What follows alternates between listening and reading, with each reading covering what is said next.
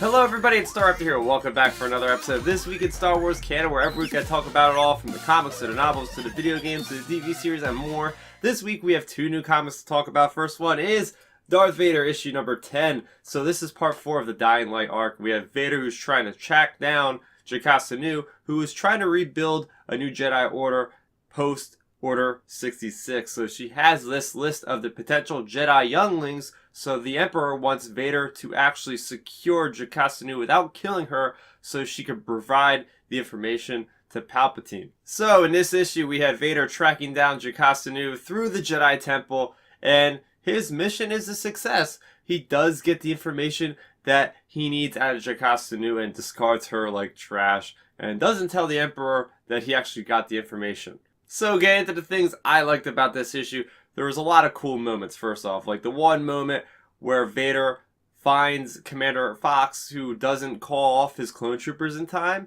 and Vader just, snaps his neck with the Force. Just does a snap. That was it. We had this legendary clone trooper who's stationed on Coruscant. He's a badass clone. He just gets killed that easily. That was really cool. I also really enjoyed the moment when Jacasta Nu rather take her own life than get tortured by Vader and Emperor. So she tries to just commit suicide by falling off the building, and she's saying, I am one with the Force is with me. Yes, that's what Chirrut Imwe says in Rogue One, which is a really cool connection.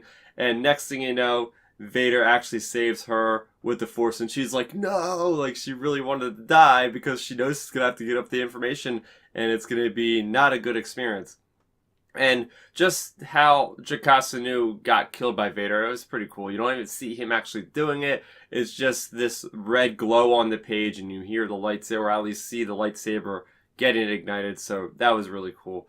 I also really enjoyed the ending of this issue for a couple reasons. The first of all being that Vader basically lied to Palpatine, which he does in the future quite a bit. So, it shows that relationship. He already tried, turning against his master within the first couple minutes of getting in the suit, and we see him here doing it again. He knows that Jacasta Nu told him about how Palpatine wanted the information about the Jedi younglings, so to possibly have more apprentices. So Vader doesn't really like that much. He destroys the information, and now he has it inside of his suit, which I thought was a really cool utilization of the belt, which, we've always see all these different things that Vader has, his electronic chest piece and all that. We're starting to see what it can do thanks to Charles Soule. So he has this memory in his belt, and it's telling him where all the locations of these little Jedi younglings are. So I'm hoping, and this is kind of a pipe dream, that if you guys played The Force Unleashed, we know that's Legends, but Darth Vader had an apprentice, Galen Malik, or whatever, Starkiller. And I'm hoping that there's a similar kind of thing that happens in this comic line. Maybe we find out that Vader does have an apprentice. That would be awesome.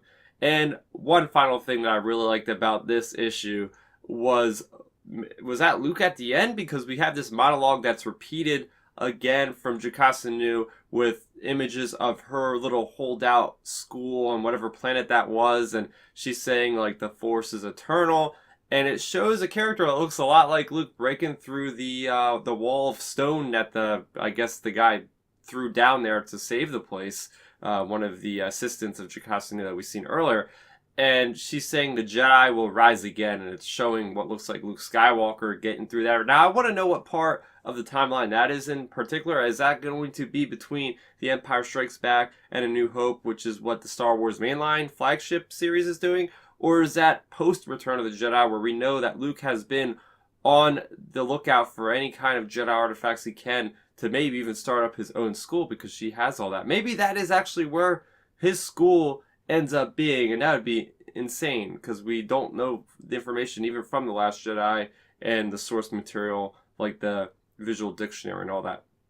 But that is going to do it for Darth Vader number 10. I highly recommend you guys check out this series. I think it's a great place to start with Star Wars canon. If you want to get into the graphic novels, the comics, I think Darth Vader, the Charles Soule line, is a great way to pick up right after Revenge of the Sith. There's some great visuals, and the writing is just freaking fantastic. Every issue delivers, and issue number 10 is no different. And the next comic that came out this week is Star Wars Forces of Destiny Rey. So all month long, IDW every week will be putting out another issue of Forces of Destiny, focusing on a different female character. Last week we had Leia, this week we have Rey, and this one is pretty much an adaptation of the two shorts that were released on the Disney Channel and on the YouTube channel. So it's kind of a reciprocal of the animation, which is pretty neat. So we have her adventures with BB-8, and you have them on Jakku with the Nightworms, and you also have that adventure where the Tito and the other bandits are trying to get BB-8, and then the Nightworm saves the day at the end.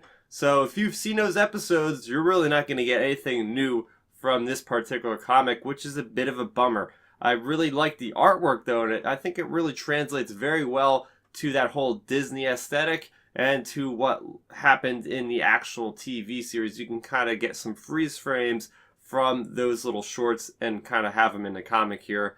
And I'm just not very satisfied with this one, to be honest with you, because it's one thing if they were going to do like the Forces of Destiny comics as a complete adaptation for every single comic, but we already know from last week that was a brand new tale of Leia. That wasn't something we've seen in the TV series before. So now we're getting this one. Granted, it's written by Jody Houser, who is like the master writer when it comes to these adaptations. She's done Rogue One. She is going to do the Thrawn novel adaptation, which is coming out next month, and she's doing adaptation, obviously, of the shorts from Forces of Destiny. So you can say it's very well written. I was just a little bit disappointed that I had already experienced the story and we're getting it again.